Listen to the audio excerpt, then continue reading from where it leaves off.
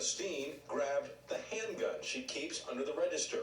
The armed robber ducks under the counter, then swats her with the cash drawer. You can see Ernestine hold steady as the attacker. Today I will be arguing against gun control in America. This is a pressing matter in our country that affects every American citizen and their rights. First, I will explain the concept of gun control and why it derives such a heated debate.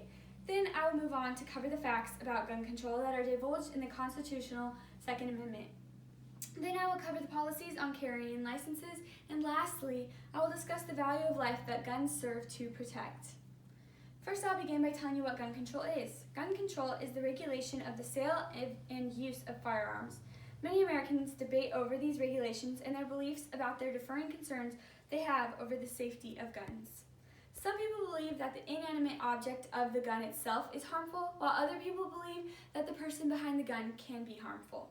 If we trace this path, then it would require extensive background checks when selling a gun to a person, which is a safe and smart policy to have, although the shooter is not always the legal owner of the gun, so they would not be the one who have had the background check. To be pro-gun control means to support any legal measures intended to prevent or restrict the possession or use of guns, particularly firearms.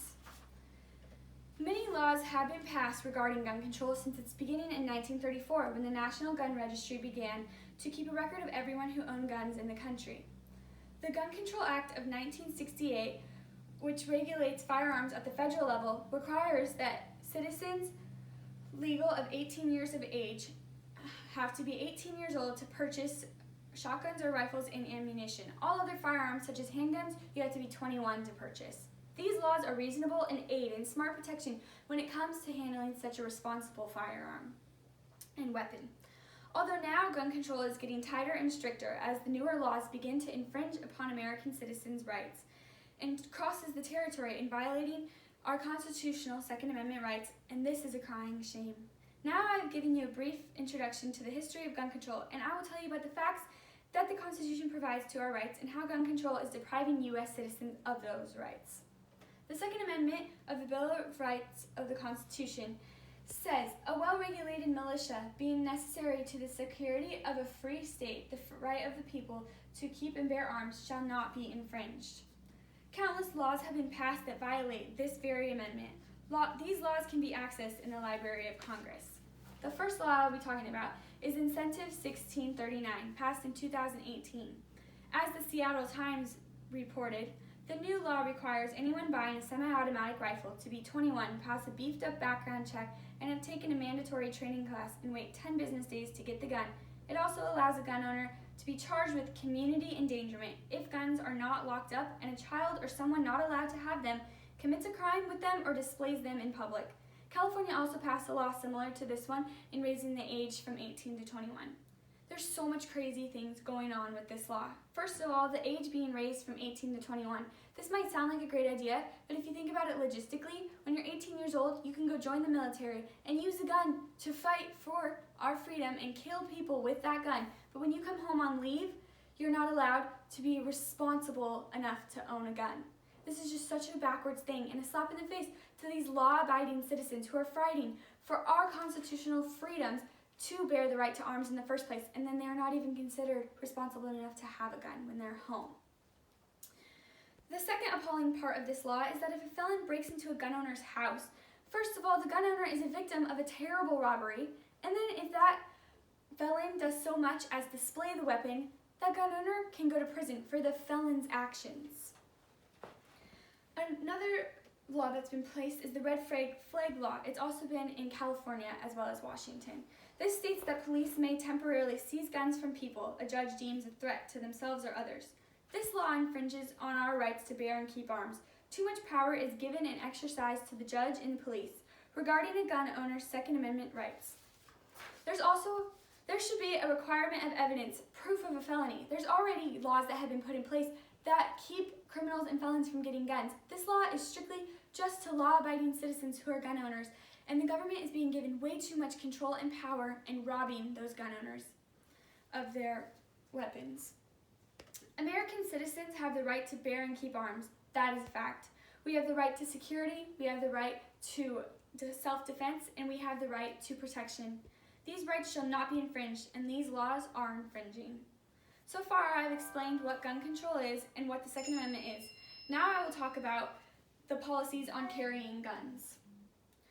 Policies on carrying guns can be viewed in Giffords Law Center. There are two kinds of carrying licenses. There's open carry, where your weapon is on display for all the public to see, and there's also closed carry, where your weapon has to be concealed under your clothes. Half of the states do not allow open carry, and the other half have really tight restrictions on open carry, while most of the states are really relaxed about closed carry.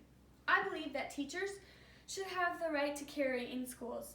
The Gun-Free Zone Act deems K through 12 schools to be gun-free zones, although there is a dangerous loophole, because it does not apply to individuals licensed by a state to possess or carry a handgun. And also, it's really interesting to me that a killer who has a psychopathic mindset to be wanting to shoot a bunch of people wouldn't obey a gun-free zone sign. Didn't they see it said no guns allowed? I wonder why that didn't stop them. I wonder also if teachers who were legally and safe gun owners who were carrying, and maybe security guards who had guns shooting at the shooter might stop them. And if the shooter knows that there are people who are bearing arms at the school and are willing to shoot them to protect the students, if that would prevent the whole situation in the first place. There needs to be good guys with guns to stop the bad guys with guns. How else would somebody stop a shooter? Sure, you can hide and maybe protect yourself or your class, but the shooter's just going to continue on to the next room and shoot as many people as he possibly can until he's stopped. And what's going to stop him? If somebody runs at him to tackle him, he can just shoot them. So with concealed carry, people have the right to safety for themselves in self-defense and for a mass crowd. If a shooter unleashes on a mass crowd and there are people in that crowd with concealed weapons, they can instantly pull out their gun and stop him from his reign of terror right then. Nobody ever hears about the mass shootings that were stopped by another gun.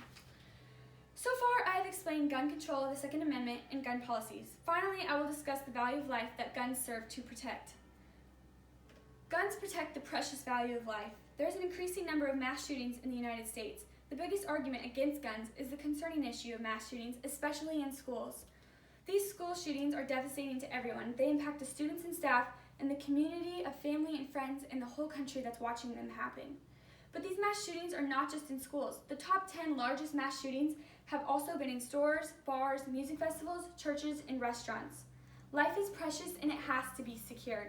The Second Amendment says that the guns are necessary to security. Americans deserve the right to feel safe in their own homes. Americans deserve the right to feel safe sending their children to school. Countless lives have been preserved by guns for self-defense. There are at least 1 million defensive gun usages per year, and that's excluding military or security use. In order to protect life, Americans should be doing the opposite of gun control. When 9/11 happened, America got security in airports, and nobody complained about that. Why are schools not getting security when all these school shootings are happening? Why doesn't the government enforce that? Children are sitting ducks in schools waiting to be shot up. Government officials have guns surrounding and protecting them. You can't get into a government building without going through security and having people with guns in there. So why are our children in schools not being protected by guns as well? Security should be enforced in America, not stripped. As American citizens, we should be carrying guns. Bad guys will always find a way to obtain a gun, because obviously they're not too worried about abiding to the law. We should become educated on how to use them and how to protect ourselves and others and not be restricted of this practice. I have now made my argument against gun control by talking about what gun control is, what the Second Amendment is, and what the gun carrying policies are, and the value of life that guns protect. I believe it is important to respect guns, to recognize the power and the protection that they provide, and in return protect them as well. Thank you.